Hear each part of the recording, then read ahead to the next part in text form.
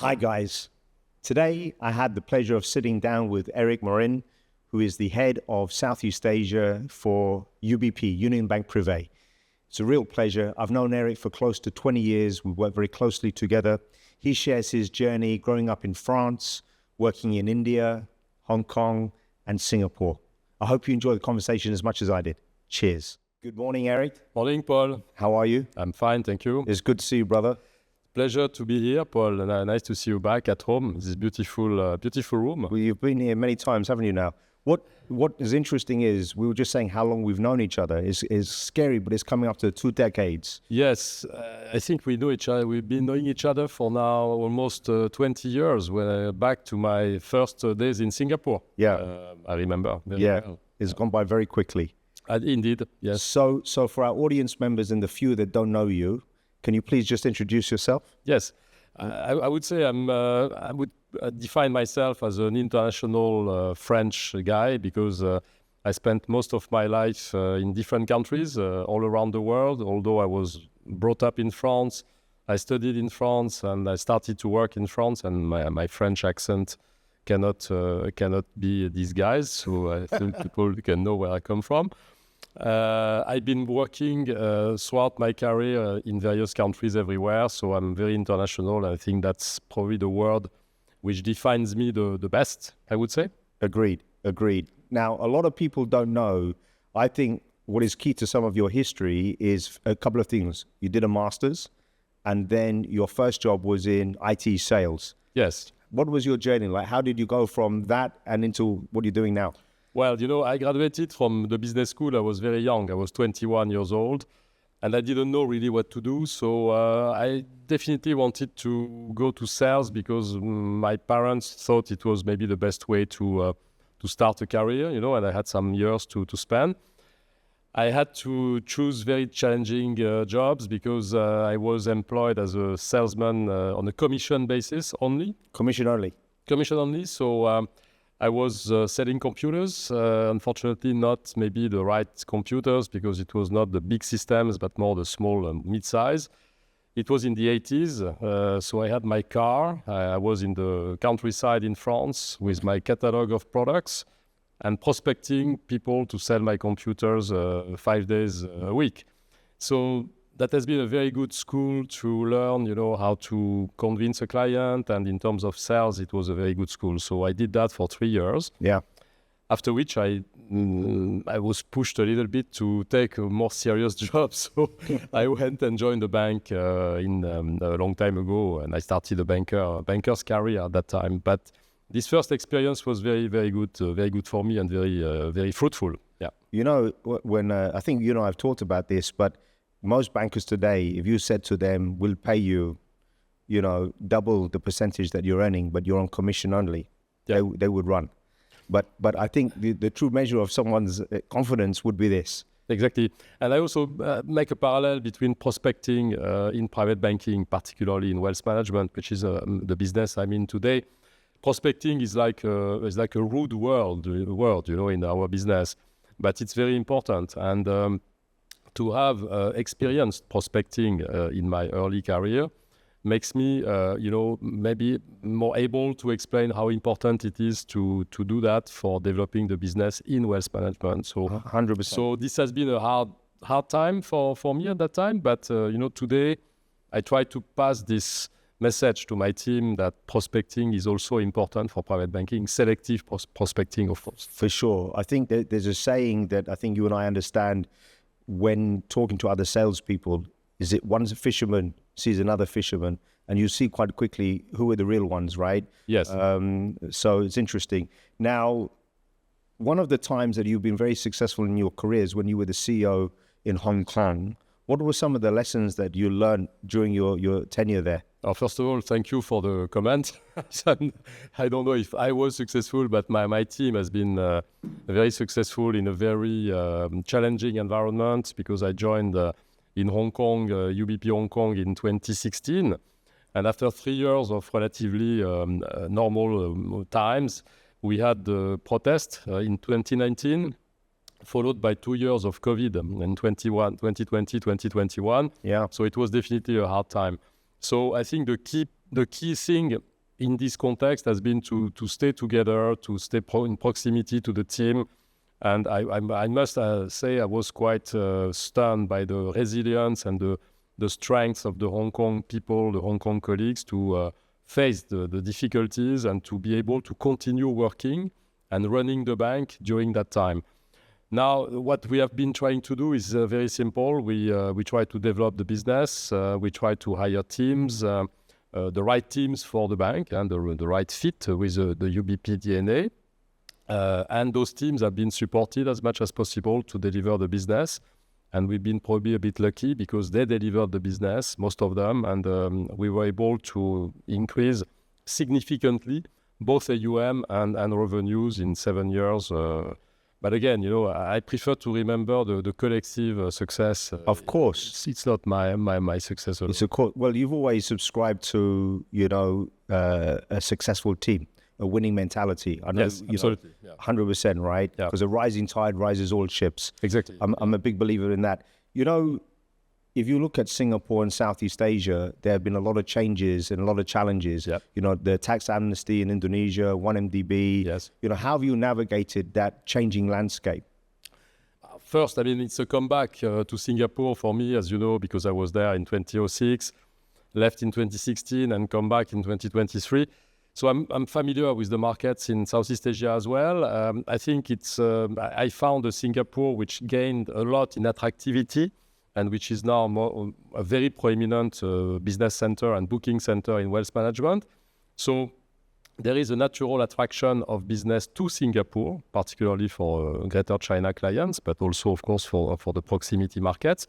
So we have this business coming naturally to Singapore, but it remains extremely competitive. And for that, of course, we have to fight with a lot of banks and a lot of competitors. And we play our game at UBP, which is a different value proposition, because it's all about differentiation in wealth management. We have to be different and better than competitors every day. Yeah. Which is not easy. It's not easy, right? It's a constant battle.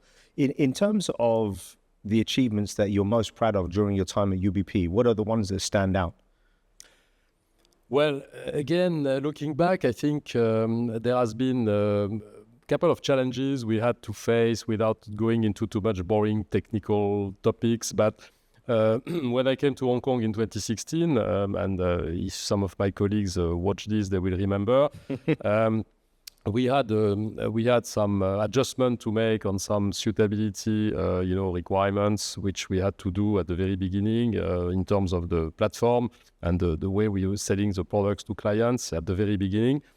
And in a short period of time, thanks to a very strong collective effort, we have been able to adjust the platform to the right level and to be absolutely okay, in terms of what needed to be done. So that was a very strong effort, taking 7 days a week for a few months, flat out towards the target and towards an objective. And the team delivered, and we can, I think, be very proud of that because it ensured the continuity of the business. And otherwise, I wouldn't also maybe want to mention some successful teams integrations that we had, both in Singapore and Hong Kong, to beef up the business. And it's always satisfactory to see new people and new blood coming to the organization. So that's what I would say. But yeah.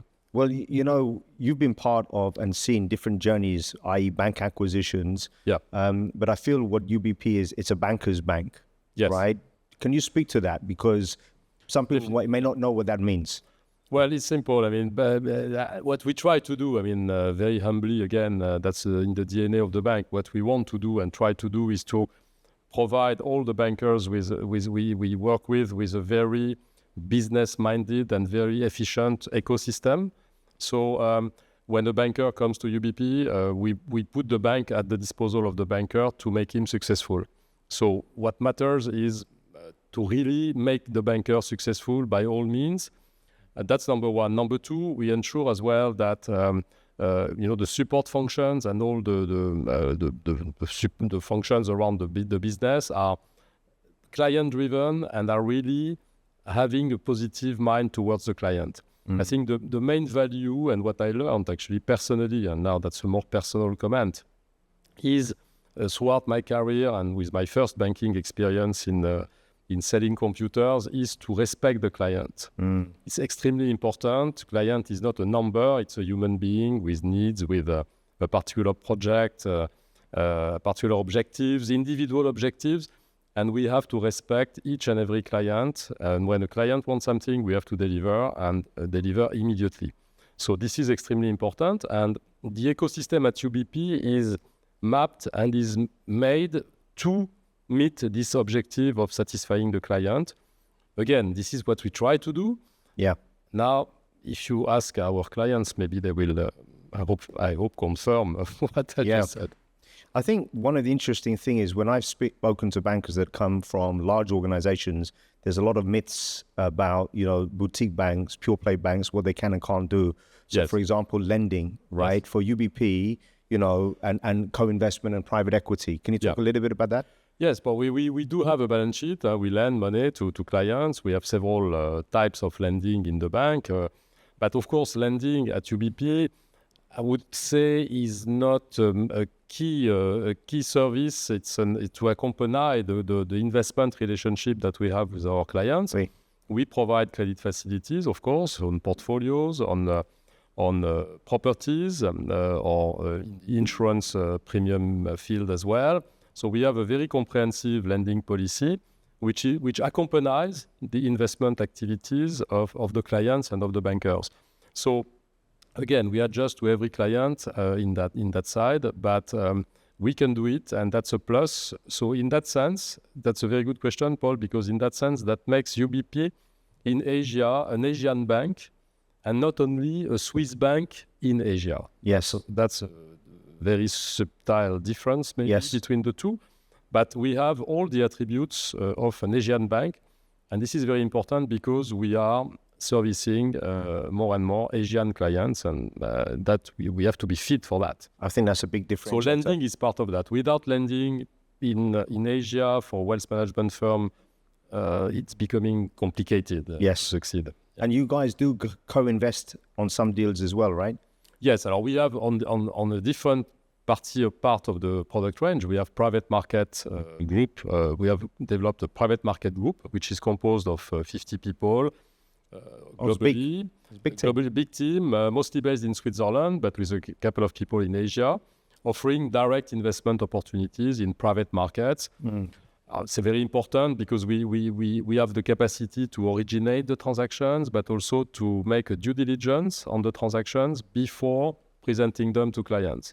So that offers clients the security of the UBP due diligence, and also the exclusivity of the deals, which are proprietary of the bank. Yeah. And sometimes co-investments can happen, but not always. I, of course, have to be selective. I always find it interesting because when that happens, when you know that you've got skin in the game, it makes it a lot more real and tangible. I want to talk about leadership because I've always admired the way that you've led. I've always felt, this is my observation because you're my client, you have got a balance of leading from the front and from behind. And what I mean by that is when you need to lead from the front, go out there, develop the business, meet clients, go with bankers, you're happy to do so. But many times you lead from behind and you get behind your guys and you support them and you push them up. What have been your key inspirations to become that leader? Well, I would say my management style in wealth management became clearer along the way. It was not obvious at the beginning, but I quickly learned that and realized that in private banking, you have to be more a servant leader, I would say. And my style of personality, maybe we go more into details later about that, but I'm someone who believes that collectivity is successful if each individual is successful. So my job as a CEO is to make everyone successful, so that we, the bank, the firm is successful, and I am also successful at the end of the day. But I am here to support the others and help them to make them successful. So I would qualify myself as if I have to define a word, as a servant leader, maybe. Yes. That would be my management style. Contrary to a dictator leader or some other more pushy top-down kind of style. And I would take just an illustration, maybe also of that. It's the way we interview people in wealth management. I don't know, Paul, I'm sure you know that better than me. Yes. When we interview a banker, we have to pitch the banker. It's not the banker pitching the bank. Yes. Pitching to the bank. It's the bank pitching to the banker how beautiful we are, how good we are, to seduce the banker and convince him to join the firm. So to be able to do that, you have to have some empathy and some, I would say, ability to first of all, to adjust to your interlocutor, but also to be a bit humble, you know. Yeah. And I think that's always important to keep that in mind. I think it's very important. But I think you're so involved, and I don't want to spill all your secrets, but you're very, very involved to bring the banker to the table. I mean, we've done many deals where we've come to my house and we've sat down over dinner and we've broken bread. Yep. But I think that human connection, yes, that with the relationships is key. I think it's key in wealth management. It's a people's business. You have to be, you have to love people. You have to like people to be good in wealth management. I'm convinced of that. And I mean, that's my belief, and that's what I'm trying to experiment on a daily basis. Well, the other thing that I've observed with you and some other great leaders is when you work with good guys, or ladies, obviously, you empower them. So when we've worked together, you've basically said, this is what I need. And then you just left me to it. And then you expect me to deliver, right? But it's the right kind of engagement. That's part also of the responsibilization of the people. No, I don't believe in micromanagement in private banking. So you have to give some leeway to people, but of course, delegation implies controls. Oui. And you can withdraw your delegation if it has been wrongly invested in somebody. Yeah. And so that's not a free delegation, but you have to give some oxygen to bankers in particular so that they can work. And you can, of course, give them support whenever required. It's extremely important. Answering their needs to service the clients is extremely important. Management, in my mind, management is not here for bureaucracy. It's here for supporting the business. I'm talking about the business development. Yeah. It's to develop the business and to make the bankers, again, performers and successful performers. You are one of the few CEOs that when I've worked with, at the very beginning of your thought process was to evaluate the culture of the business and where you want to rebalance it and create a very buoyant, positive culture. Yes. Because sometimes I think people get, in our business, the challenge is it's become a little bit transactional, where CEOs aren't being measured even annually. It feels like it's quarterly or monthly. But changing the culture of the bank is a long-term, aspiration. When did you realize that was so important to the business? I know it's obvious, but I feel a lot of CEOs don't necessarily address that early. I think the pattern of the business at UBP, which is a family-owned private bank, is maybe different than other banks, and this is where we are different. And I was talking about differentiation before. So one differentiating factor of UBP being family-owned, not listed, we are long-term driven. Long-term driven means you cannot only rely on short-term brokerage activities to run the business, because it's too short-sighted. So you have to include in your strategy an increase of the recurring revenues, and those recurring revenues come from discretionary portfolio or fund sales and more recurring style of revenues, lending being one of them as well, in fact. So that comes from that, and then it forces us to drive the business towards more stability in our revenue mix. Yeah. So we've been trying to do that even in Asia, which is not maybe a natural region for those type of products, but we have tried and successfully so far to increase the portion of recurring revenue in our business. We're both very competitive individuals, right? In business, in sport. But I'm not as competitive as you in boxing, I can tell you. Well, mate, but I've heard differently on the tennis court. We'll come back to that later. I'm just curious, how do you stay relevant in terms of your ideas, your knowledge? What are you doing on a daily basis to stay ahead of the curve? Well, I mean, first of all, I never take things for granted. I'm not complacent. I try my best to stay attuned of the trends I'm not there is something which I'm not good at. It's all the social media and the I mean everything related to technology. I have to learn a lot on that. But otherwise, I'm working with so many good experts in the bank on a regular basis, every day. So I learn from them, and I try to exchange and communicate with the maximum number of people. Yeah. And also, which is very important in my social activities, to meet younger people. It's also very important to stay also in tune with how the world is run. Yeah. You stay fresh, right? That way. Exactly. I try. For sure. I try. Well, the other thing is, I try to stay fresh. Well, I can tell you achieve it, no problem. Well, the other interesting thing is there are some leaders that work behind their desk, but you're someone that definitely walks the floor, engagement. How important do you think that is? Because I think that's key in our business. Well, we first, we are not a huge organization. We have 200 people in Singapore. We have 200 people in Hong Kong as well. So there are size of teams which are manageable in terms of proximity management. Yes. So when you need something, you go to the office of the person and you ask or you discuss. It's very easy. So thanks to the relatively smaller size of our setup in Singapore, it's easier to do that. But I strongly believe that even in bigger organization, this is also key to be in proximity to people. And communication is key to drive really and to motivate people. You cannot. During COVID, it was more complicated for sure because those VCs were extremely, for me, I must confess, not easy to keep all the people in the tempo, of a meeting. It was because of the distance. Yeah. And some people didn't put the camera or etc.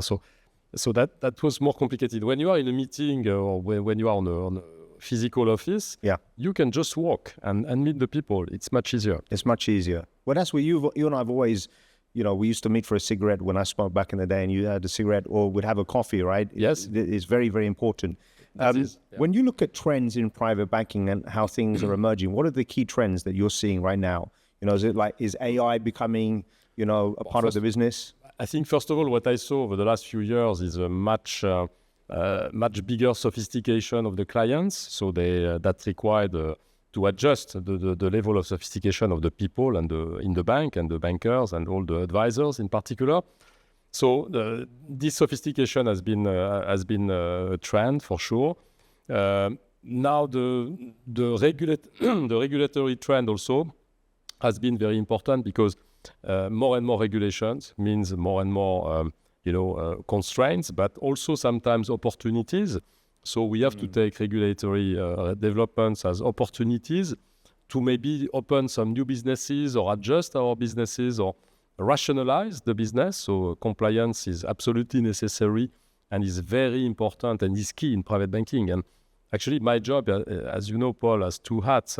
We have been talking about the business development, but I have also the regulatory hat vis-à-vis MAS in Singapore as the CEO of the branch. Yes. So those two hats have to be managed in parallel. How do you, because that is a real dichotomy, how do you manage the risk of the bank whilst trying to grow the bank? Because it's a very difficult balancing act. My experience helps me. And my strong belief that the key objective for me as a CEO of a private bank like UBP is to keep the reputation of the bank intact and impeccable. So I have arbitrages to make on an extreme regular basis, almost every day, between business and risk management. But what I am trying to do with my team, because again, decisions are generally taken collectively. We all try to manage the risk in the sense that how can we preserve and maintain the excellent reputation of UBP and at the same time develop the business. So this is a thin line, but if we have a doubt, we take the most conservative approach. Yeah, I think the engagement with the regulators is very important. We've talked about before when there have been inspections, you're very involved in all of that, right? Yes, I am with my team. It's a necessary process, and we are. It's good to be inspected. It keeps you alive and aware. I was an inspector myself a long time ago. Were you? at BNP, as you probably know. So I know it can be painful. I didn't remember that part. Okay. No, I was 3 years in my early days at BNP, an inspector. So I was moving around the world to tell people how to work, which was probably very arrogant because I was too young to say that at that time. But that was my job, so I tried my best. And it's difficult to be audited. It's tough. I know. But it's a necessary process, and we are fully onboarded on that. I mean, well, talking about your international career, you did 3 years stint in India, right? Oh yes. How was that? Tiring. That was tiring. I was young. I was full of energy. More energy than even today. Even more. Wow. Even more. I had to because it was a tough time. I moved just to give you an example. I moved from Versailles, where I was living in France, which is a very conservative city in. Why were you living there? Did you? Because I was working in Paris. Okay, and you lived a beautiful part of the world. Beautiful part, but from Versailles, I was moved to New Delhi without any preparation, which created a lot of course, difficulties and challenges when we landed with my family into New Delhi in 1995. But again, I had to adjust. I had to find a way to be okay on the professional side, but also on the personal side, which was also very challenging at that time in India. Well, I remember you saying to me, if I recall correctly, there were only 2 expats in the office, which meant you had to fully integrate. Yeah, it was a relatively small office. It was an office of 45 people. Okay. It was a branch, and I was the branch manager for the bank at that time in Delhi. But also, how important it is to work as a team, because my team helped me a lot. And that was almost the reverse at that time, because I came as a fresh inspector to a branch in Delhi. Yes. I didn't know the country. I didn't know the people, the culture, anything. And India is a shock, when you come to live in India. Yeah. But my team was very, very supportive towards me, and helped me to be successful. So that was a very interesting phenomenon, which now I realize, they could have made me miserable at the time, because I had to learn a lot. And I was the boss. So that was not easy. Yeah. But thanks to the support, collectively, we have been successful. The one observation I have with you is when you meet new people, you think the best of them and you work with them. I find with some very senior people, that's not the case. They expect you to prove yourself first. And I've always wondered why, because I think that's the beginning of a bad relationship. If you start off on a positive note, if the person doesn't deliver or isn't any good, that's different, fine. Yes. You can move on. There is probably an element of personality and education into that. Yeah. There is also an awareness, what I said before about wealth management, which is a different business. It's a business where you have to have an EQ, which is strongly developed, in my view, to be able to interact with people in a proper way. Maybe if you work in a factory, or you are the industry, different type of activities where you have a different style of management, okay, it's fine. I mean, but in the business we are in, which is private wealth management, that requires, I think, a human touch, and that's what I'm trying to bring in my style. We touched upon sales before, and it's a dirty word for a lot of people, and I think it shouldn't be, because in all areas of our life we have to sell at some point. Yes. One thing that I've noticed is whenever you've moved into a new market, like for example when you came back to Singapore, you really seized the opportunity in terms of business development, pitching to clients, pitching to new bankers. I think this is often overlooked for people in your role. Talk a little bit about that, because you clearly understand that is key to driving the business. So, what I'm doing in my business development with clients and bankers is to, first of all, I'm very clear with the team that I don't want to impose myself to meetings, of course, be there every time, to show the boss or something like that. It's not the purpose. However, I'm telling my team I'm always available to help closing a deal. That's a positive aspect, when a client needs to be convinced to come over to UBP. Or conversely, when there is a difficulty, and I would maybe surprise you, and you will find me a bit masochistic, but I like when there are problems to manage with clients, because for me it's a challenge to convert this problem into a more positive situation with the client. So I am absolutely available in this type of situations, and I'm helping the bankers on that side every time. Well, one or two of the more mid-level bankers that I've placed into you, because there's a couple of layers in between, but I've said, look, if you need Eric to get on a plane, he'll do so, and you have done so, I know, which is very, very powerful. What would you talk a little bit about sales techniques? If you were talking to bankers, what do you think are the key techniques that you can share with us? Well, alors, yes, it's true that selling in private banking can be sometimes considered as a dirty word, which I tend to disagree, because we are an advice without a sell is somehow useless. So we have to advise, but it's with the purpose to, at the end, do some business with the client. So in our business, I think first thing is to listen to clients. Yes. And then to think about the best proposition, the best solution for the client, and implement it quickly with a permanent communication ongoing with the client. And I'm describing this process with clients who are more the target clients of UBP, the more ultra high net worth, with a higher level of AUM. You cannot maybe have such a structured process for retail clients, but we are not in retail banking, we are in wealth management. So listening to the client is key.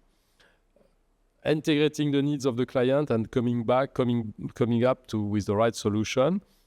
If possible, a tailor-made solution, customized solution for the client, using all the resources of the bank. So that's exactly what we try to implement in UBP. But the listening capability is extremely important. So that always comes first from that. I think, well, if you listen to your clients, ultimately they will tell you what they want, and in part give you the answers, right?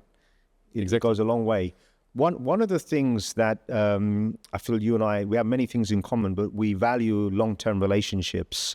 Is that something that you've always believed in? Because you and I have always been kind of handshake people, right? And 20 years later, we're still talking regularly. Tell me about that loyalty and where it comes from. Our long-term relationship is key in our business. Without continuity, without this long-term thread particularly between the clients and the bankers and the bank, nothing can happen. We need to. The first challenge we have today is, for instance, to ensure that the transition from a generation to another generation will be successful, because there is a high risk that the second generation is moving the banker to another bank, and is changing the relationship. So the stickiness of the relationships are key. And for that, we need to educate our bankers. We need to have sometimes younger bankers to deal with younger clients. And we have to ensure that when the banker retires, we have a proper plan to transfer the book and to pass the business to ensure continuity for the bank. This is something I'm really interested in. When you look at the very best bankers that you've worked with, what would you say are the qualities that make these guys stand out?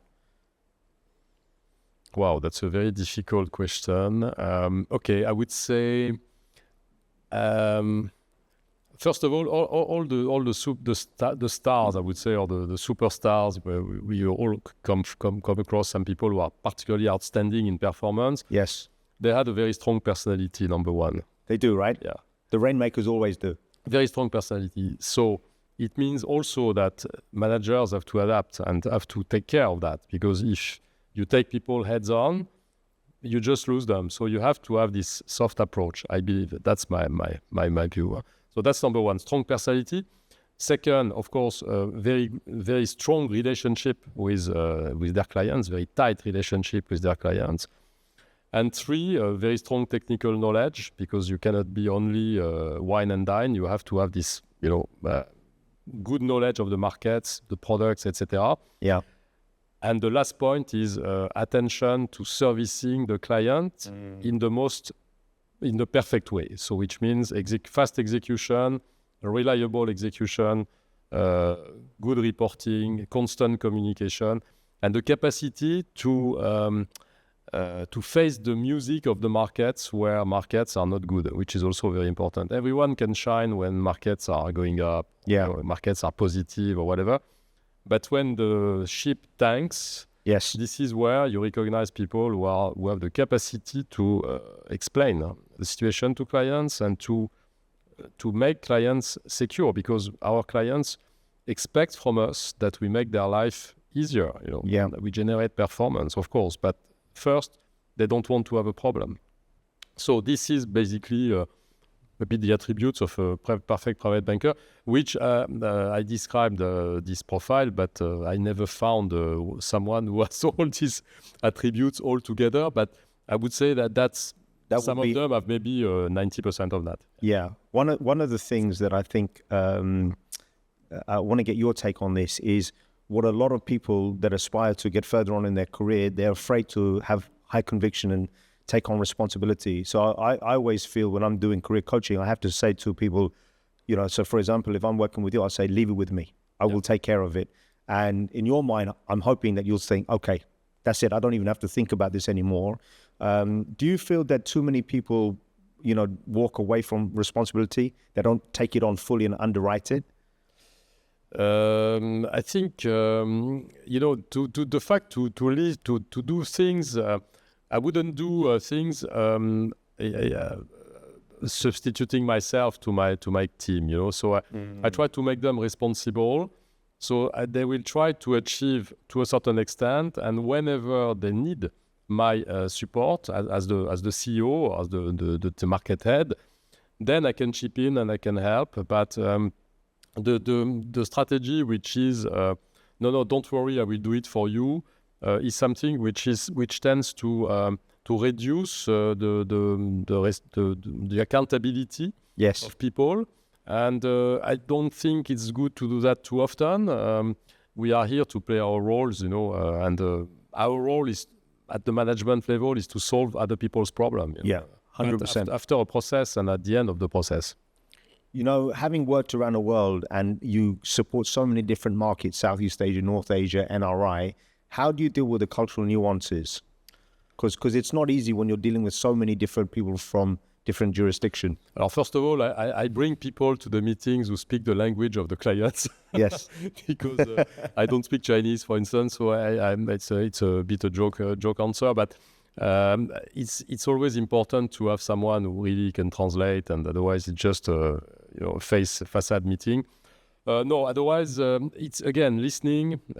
First of all, listening, observing, the pattern, the behavior of the clients, and then implementing the right approach, adapting the strategy, adapting the communication to those markets and those clients. Actually, you don't entertain a German client as an NRI client. Entertain means from an investment point of view and a relationship point of view. So this you learn because you have the capacity to, if you have the capacity to be a kind of chameleon interlocutor to your clients, you can adapt, adjust the wavelengths and how to communicate with people. And that's something which probably you can learn, but which is also partly something you have or you don't have. And some people don't have it. So, of course, they will have maybe more challenge to work in a multicultural environment. When we talk about differentiation between, a boutique bank and a large corporate, you spent 25 years with BNP Paribas. Yes. What do you feel are the key differences, and how do you approach your business model, and how does it change a little bit? Yes. Actually, I wanted to work for a boutique bank. Okay, so for me, it was a positive move after so many years spent in a fantastic global bank, which is BNP Paribas, and I respect a lot BNP Paribas for all those years I spent there, in various countries, various jobs. My purpose, my personal objective was to focus on wealth management.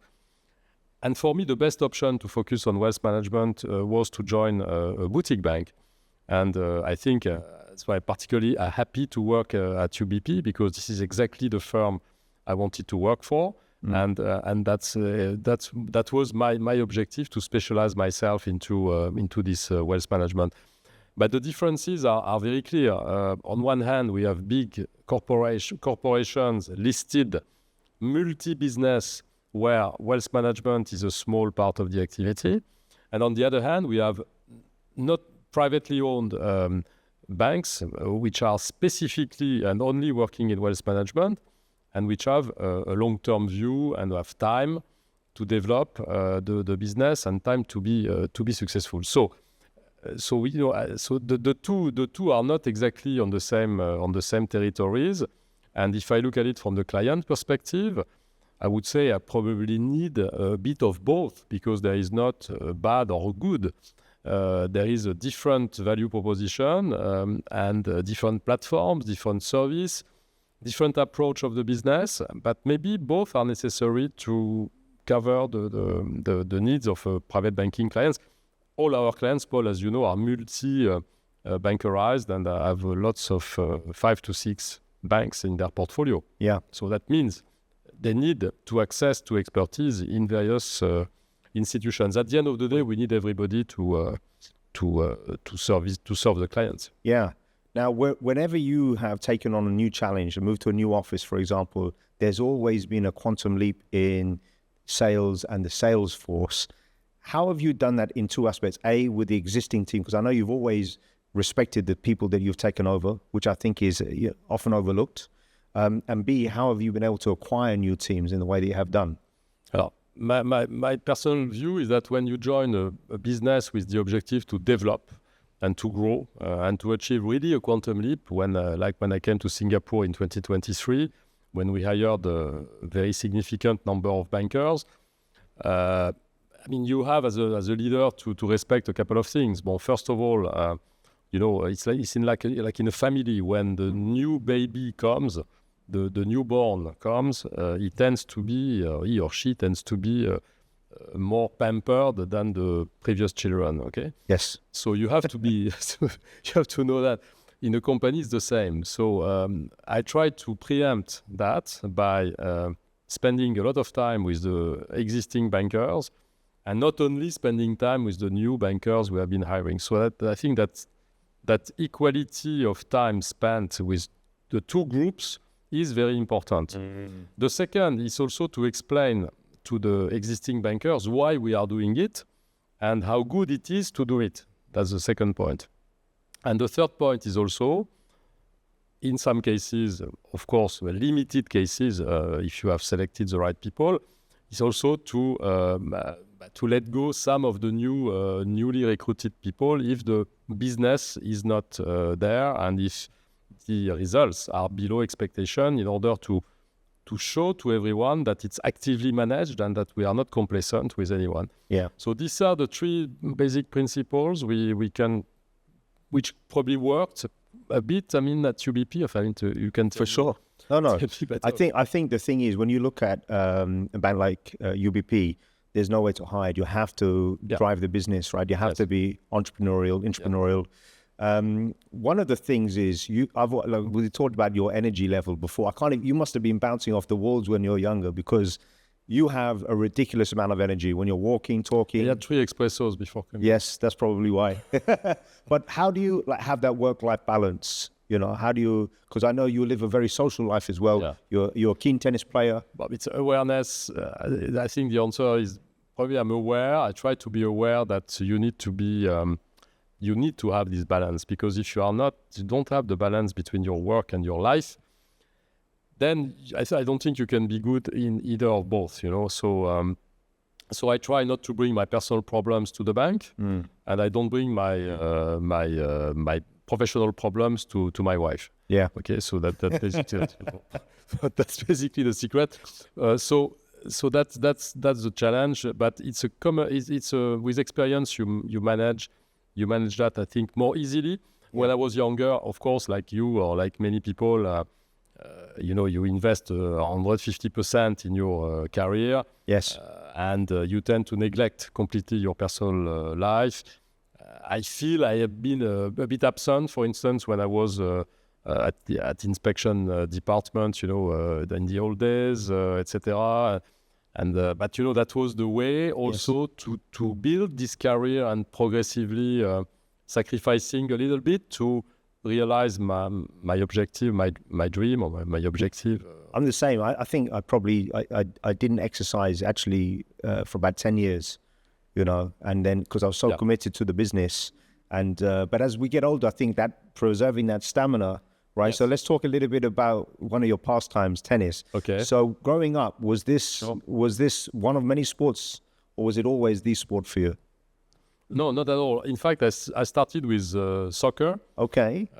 I was number nine on the field. So I was on the front, trying to score goals. Already that was targets, goals. That rings a bell. Yes. And quickly my father brought me to a tennis court around 6 years old, 7 years old. I started sport extremely young. I was always doing sport, and he convinced me that it was my sport, and I played with him, and I enjoyed it so much that I continued all over since then. I never stopped playing tennis. Touch wood. I hope I can continue to play. But it's funny because when you asked me this question, I remember when I was young, the smell of the at the time when we were playing tennis, that gives you an idea of my age. Also, we had white tennis balls. Yes, white, beautiful, and they were in kind of cardboard box. Yes. And the smell of those balls when you were opening the box, I still have it today, 50 years later. Yeah. So it's visceral. It's a visceral. It's something you never forget. It's beautiful, and that. I played hours against the wall, and then I played with people, and I almost became a pro in junior, but and then fortunately I did not. So, but when you look back though, I think it's I don't know about you, but who were your favorite players? I'm just curious of the past. Okay. Right, that you grew up watching. Okay. And then who are your favorite players of modern times? Okay, well that's the easiest question you have asked me so far. Go on. Okay, so no, the one I really enjoy, I would surprise you maybe, but it's a guy called Vitas Gerolaitis. Oh yes, of course, yeah. I like this guy so much. My dad loved him as well, by the way. Okay. Yeah. Okay, so your dad has good taste. Yeah. Because of his style. Yes. Number one. Second, his flamboyant look. Yes. Because he was having this long hair.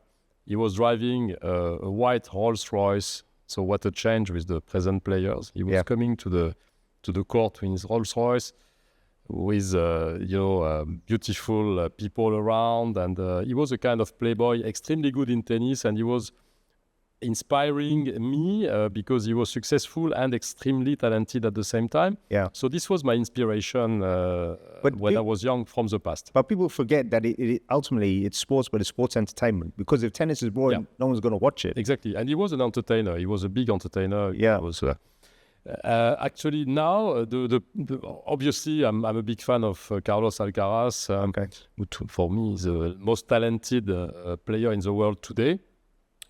Competing with Yannick Sinner, but Alcaraz has this magic twist and this magic hand, which makes him absolutely exceptional in my view in terms of the tennis history.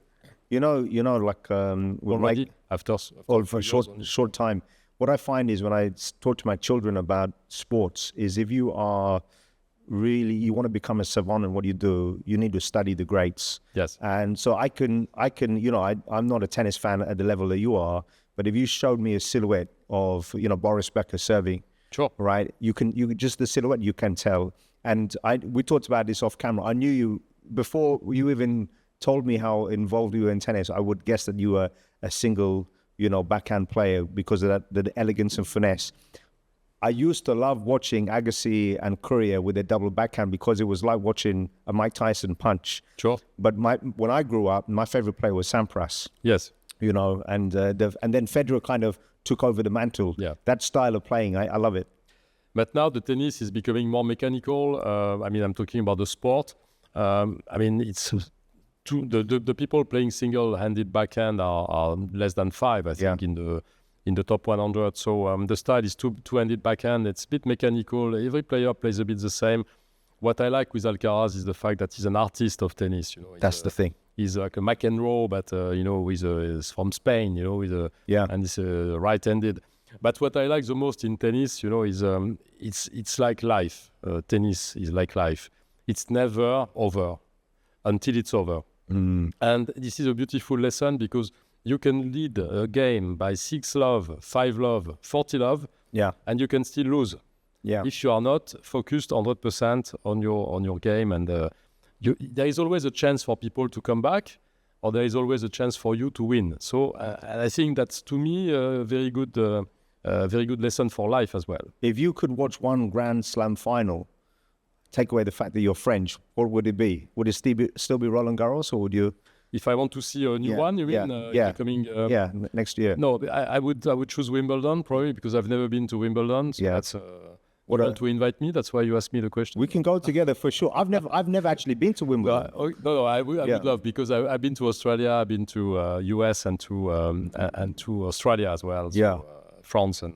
When you get to follow it, right? But for me, growing up in England, it's summer when the tennis is on Wimbledon, right? Wimbledon is the temple of tennis. It's the most prestigious Grand Slam. It's beautiful. That's a beautiful place and very. But you see, I kind of liken private banking to tennis in that it's the same game, but it depends on the court that you're playing. Because if you're playing on grass, it's a different approach. Alors exactly, that's a good parallel. It's a good illustration as well, because you have to adapt to in tennis you have to adapt to your opponent, and you also have to fight with yourself, which is you fight with two people when you play tennis.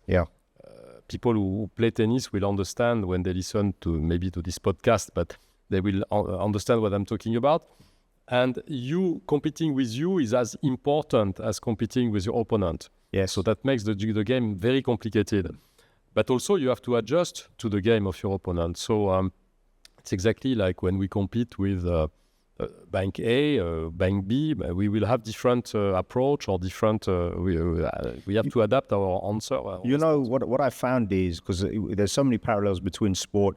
But so, for example, if you're playing tennis and you're playing conservatively, i.e., not to lose points, it's very different vis-a-vis playing to win. Yes. And I think in life and in business, there are times you can be conservative, but ultimately to win, you've got to be assertive. You've got to be dynamic. You've got to push forward. Sometimes being conservative is also a way to win. Yes. If you play with someone who is extremely aggressive and will make the mistake the first, so there is no real unique successful strategy in anything. You always have to adapt to the situation, to the context you face, and that's a constant adaptation of your game, professional game or sport game, which makes you successful or unsuccessful.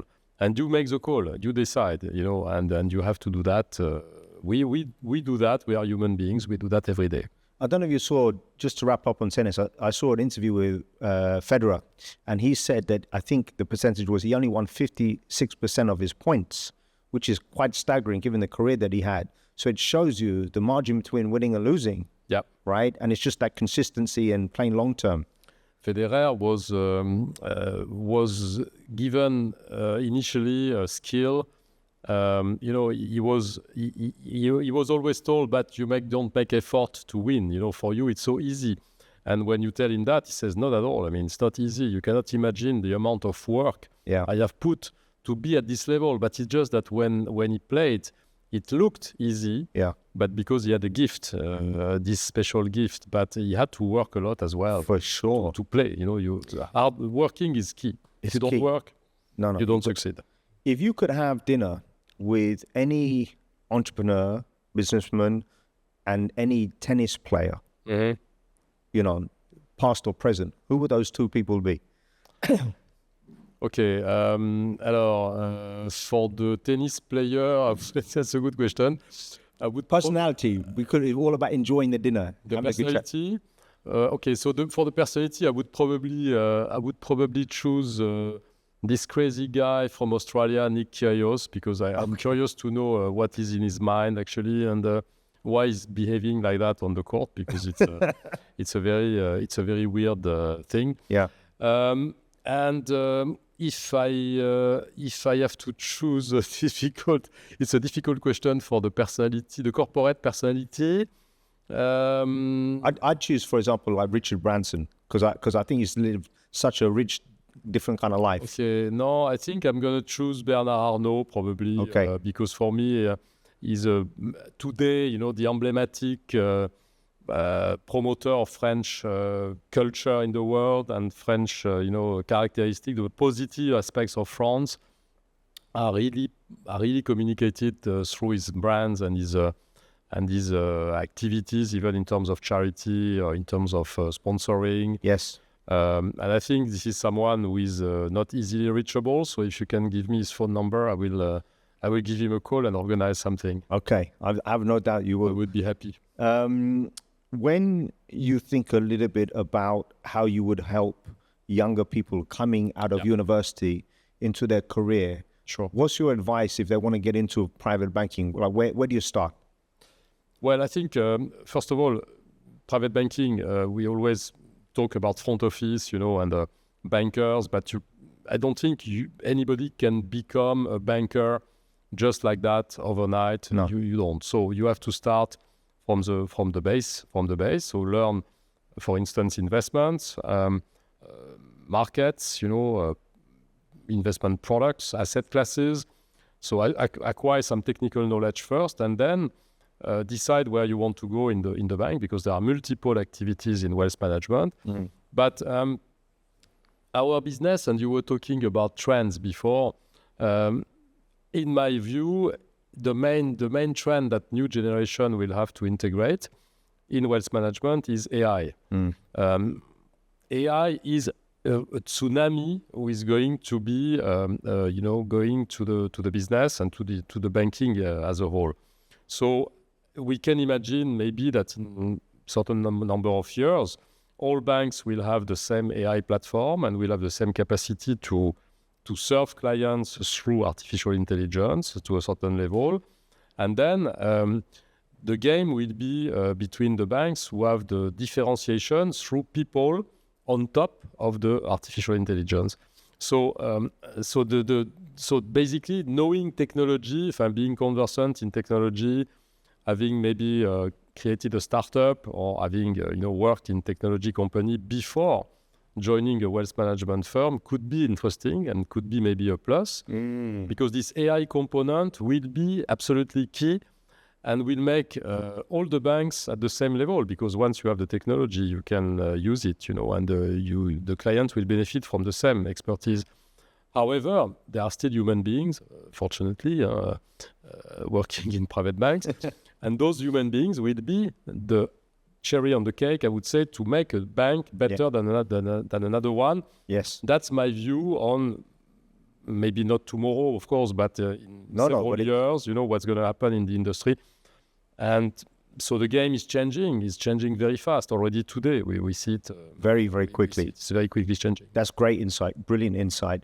What about people that are aspiring to get to the C-suite? Because I've got a mixed take on this. If you're not ambitious enough, you may be overlooked. But if you're too aggressive, it's probably not going to happen. But for those that are aspiring to get to that C-suite, what advice and insight can you share? No, a career, in my view, after so many years in various companies and activities, a career is a succession of opportunities.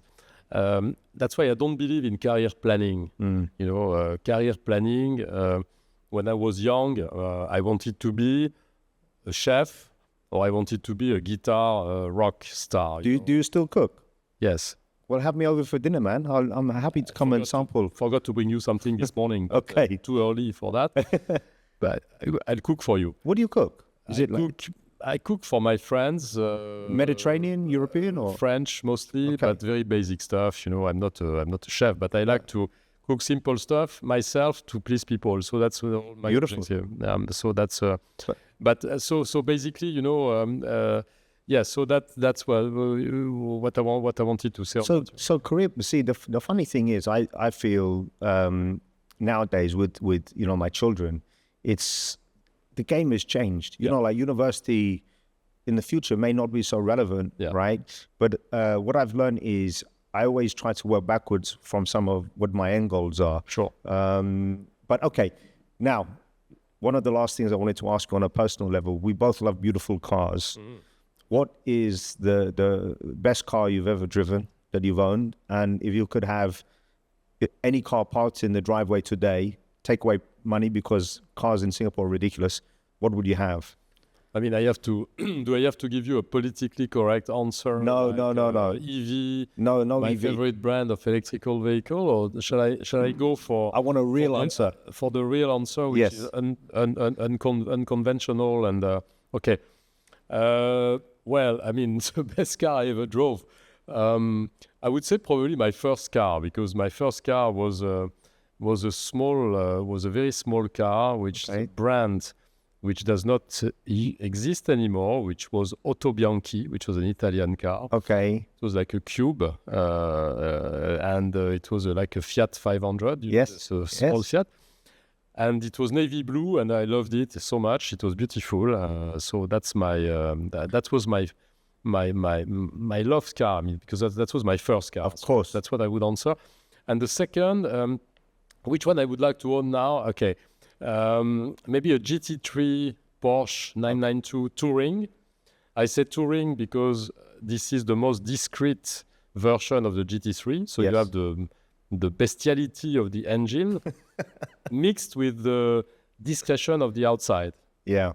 That's a definition which I find it quite nice. It's so beautiful. You know, like if you're a petrol head, my first car was an Alfa Romeo GT, and it had a few electrical problems. But you know, you always love your first car. You right? always love your first car, of course. Alfa Romeo is a great brand. Yeah, it was. I remember one time. Actually, it's funny because one of the things I love about you is you're always happy for your friend's success. Yes, of course.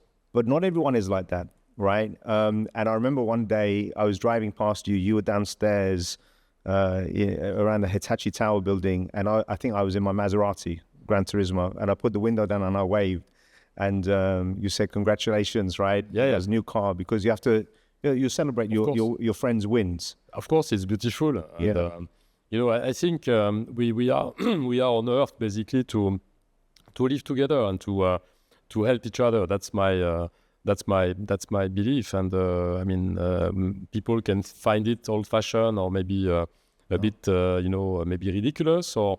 But I strongly believe in the fact that making the other people's life difficult or too difficult is not maybe the right thing to do. It's counterintuitive. Just to wrap up now, are there any projects that you're working on professionally or personally that you can share about that's non-sensitive? No, I think I just want to continue doing what I want as well as I can with my team. The mission is not over. The ambitions of the bank to grow in this region are still there and are more and more, important. And we have ambitions to continue growing and taking market shares in Asia, both in actually in asset management and private banking. So we have a continuous process. And we are in a business which is a process, which is something on a long-term basis, where at the scale of the humanity, it's a short term. But for us, we are looking at many years to come, the 20, 30, 40, 50 years ahead. So what we are I'm just trying to build, to bring my stone into the house of the bank in Asia, and I will bring my contribution, which is, I hope, as good as possible, and then someone else will come and bring his or her contribution, and like that the house will be elevated, and I hope will be as high as possible. Beautiful. So mission is not accomplished, and we continue to push and to fight. Game on. Game is on. Game is on. Eric, it's been a pleasure. Is there anything else you want to cover? Well, I mean, thank you so much for the exercise. It's good exercise to go a bit deeper inside, what we had to exchange. But no, I'm very happy and very satisfied with your questions. And Beautiful. I hope it was useful to you and to maybe the few people who will listen to it. I appreciate it. Eric, thank you so much. Thank you. It's been a pleasure. Thank you, Paul. Cheers. Merci.